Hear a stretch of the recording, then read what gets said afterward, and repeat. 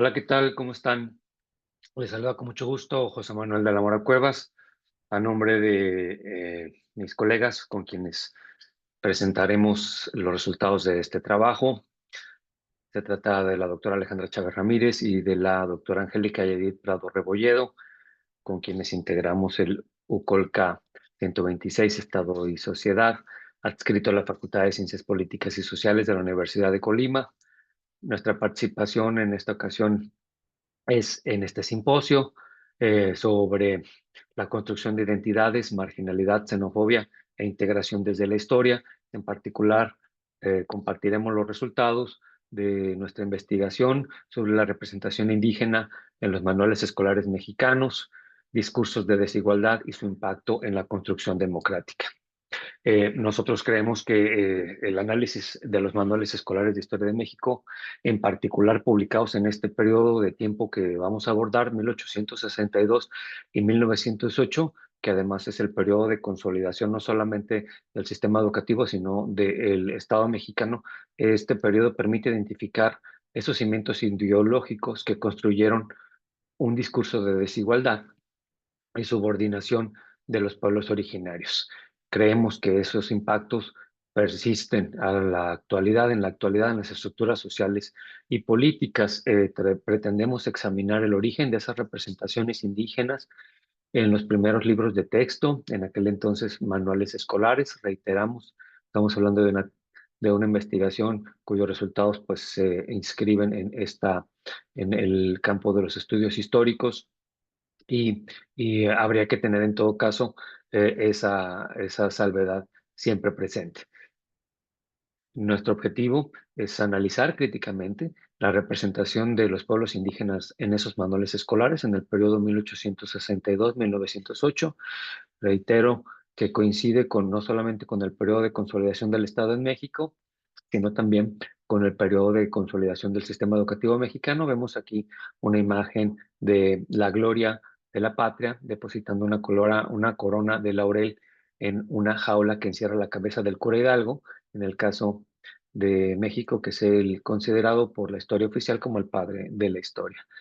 Nosotros hicimos análisis crítico del discurso empleando a Van Dijk para examinar las estructuras textuales del discurso ideológico y ver cómo se reproduce la desigualdad y la dominación, cómo se genera la desigualdad y la dominación simbólica, y complementariamente hicimos un análisis iconográfico de las imágenes incluidas en los manuales, evaluando sobre todo la representación de los pueblos indígenas, ciudades, valores, acciones y actitudes atribuidos a la población indígena en estos manuales.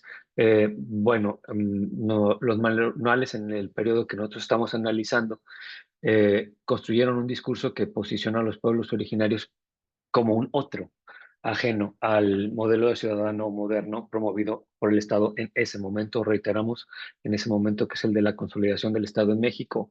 Las visiones son oscilantes, son contrapuestas, son bárbaros o bien son víctimas. Y están confinadas, los pueblos indígenas están confinados a un pasado mítico, pero incompatible con las ideas del progreso y la civilización que subyacen en el periodo que nosotros analizamos.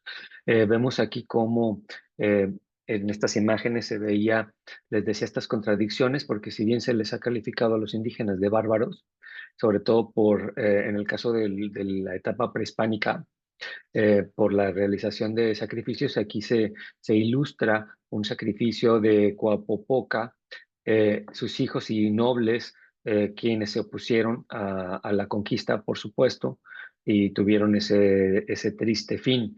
Eh, por eso esta es una ilustración que nos deja ver las contradicciones subyacentes en ese discurso.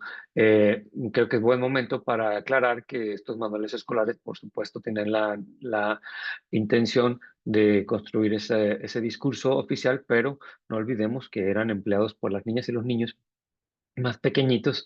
Entonces, imagínense tener este tipo de imágenes en sus manecitas.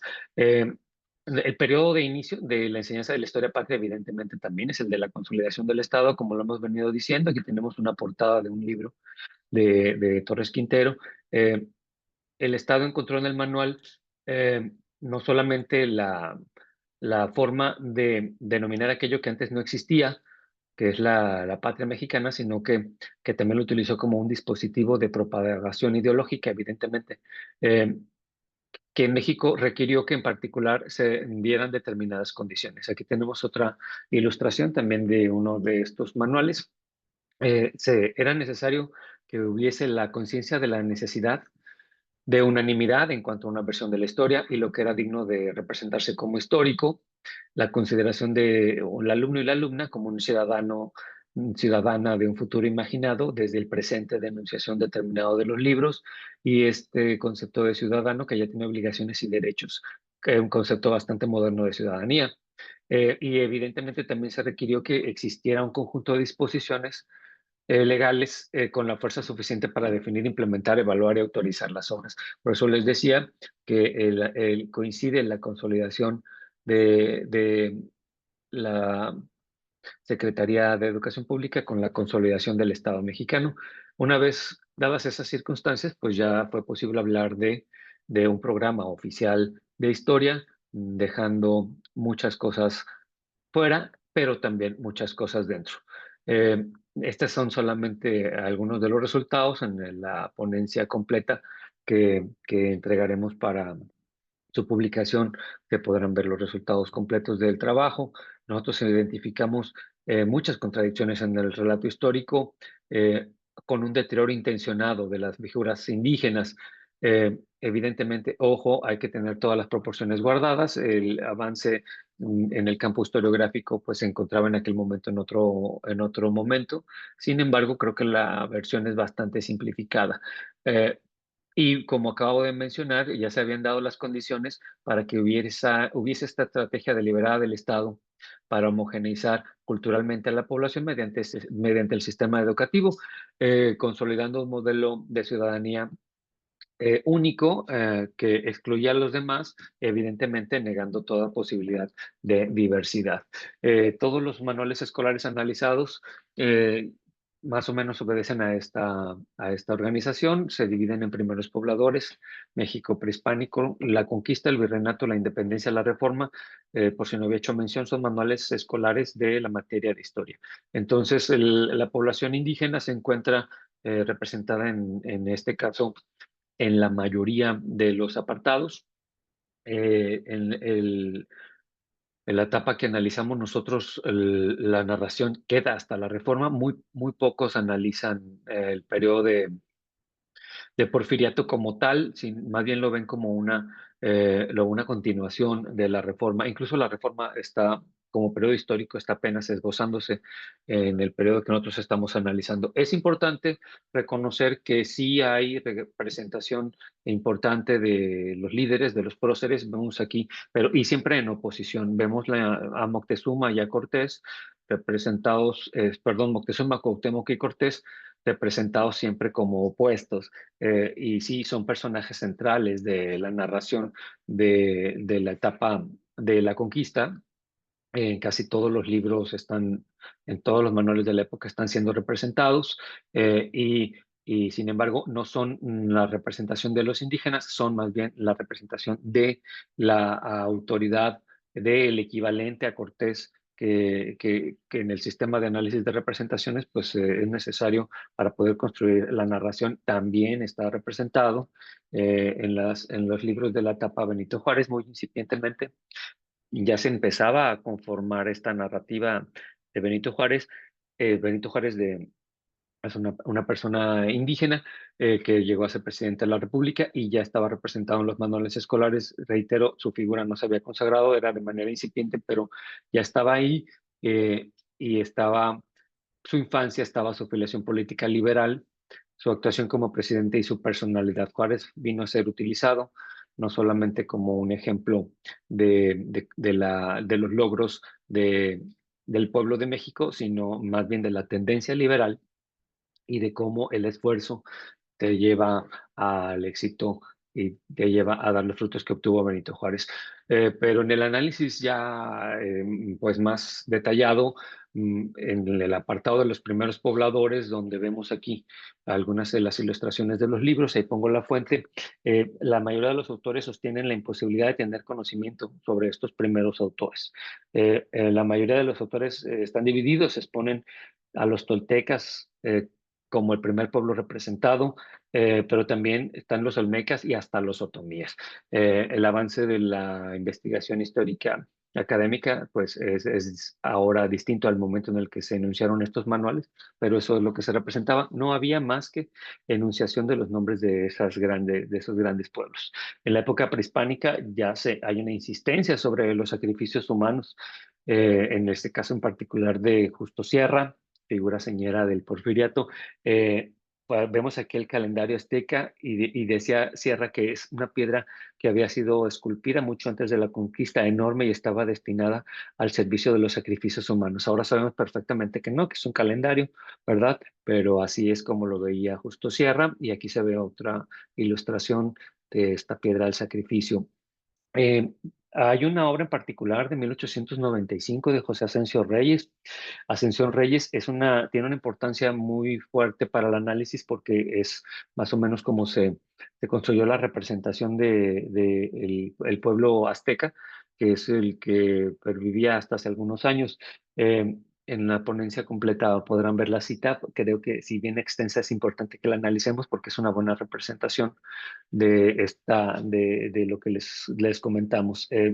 Ellos tienen de verdad una, una conceptualización de lo azteca como salvaje, evidentemente como guerreros, pero que carecían de todas las bondades de los pueblos civilizados, por lo cual se justificaba plenamente no solamente la conquista, sino la situación que guardaban los indígenas hasta el momento de enunciación.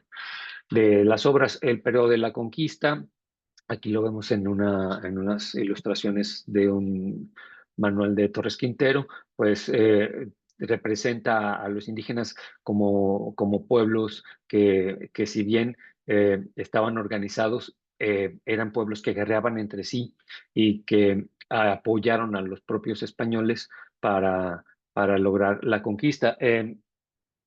Ellos siguen sin favorecer a los aztecas y por supuesto favorecen a los españoles.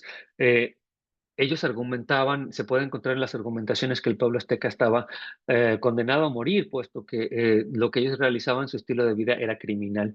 No hablaban de otra manera, entonces explicaban aquí, se justificaban de que la conquista vino a traer beneficios. El periodo de la independencia, el indígena, en el momento de enunciación, de análisis de estas obras, el periodo de independencia, si se puede, como pueden observar ahí en esta ilustración del indígena, se convierte en multitud. Quienes son los protagonistas de esta época son el clero y los criollos, y el pueblo indígena ya pierde prevalencia, pierde importancia y se coloca solamente como una multitud. Bueno, es importante señalar que durante el Porfiriato, eh, Justo Sierra y otros científicos intentaron cerrar esta brecha entre comunidades indígenas y la predominante sociedad mestiza a través de representar la época precolombina. Sin embargo, no, el pueblo mexicano de ese entonces, del periodo de enunciación de estos libros, no lograban encontrar una similitud entre el indígena del pueblo azteca, que tenía algunas cualidades positivas, que fue lo que intentaron hacer en el Porfiriato, pero la élite mexicana no veía esa conexión.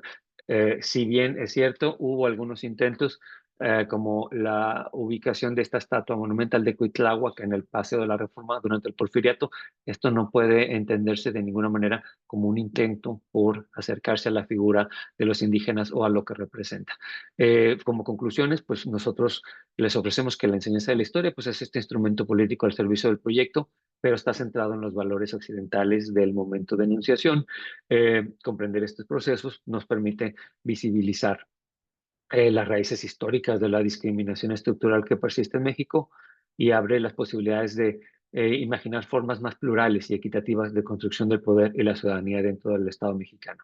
Agradecemos anticipadamente su atención y quedamos a sus órdenes para resolver, atender y escuchar o leer los comentarios que tengan a bien hacernos. Muchísimas gracias.